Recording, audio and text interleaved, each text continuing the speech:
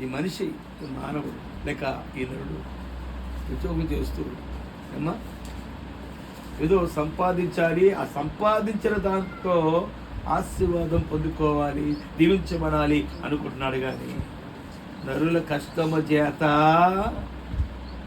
కూలి పని చేయని, ఉద్యోగం చేయని, వ్యాపారం చేయని, కష్టమే కదా, 3 కష్టమేగా.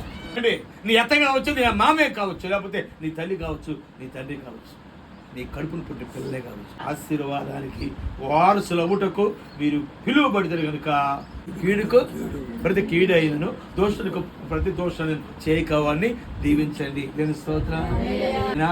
నన్ను ఆశీర్వదించావు, ఆశీర్వదించడమే కాదు ఆశీర్వాదాన్ని ఐశ్వర్యంగా మార్చావు.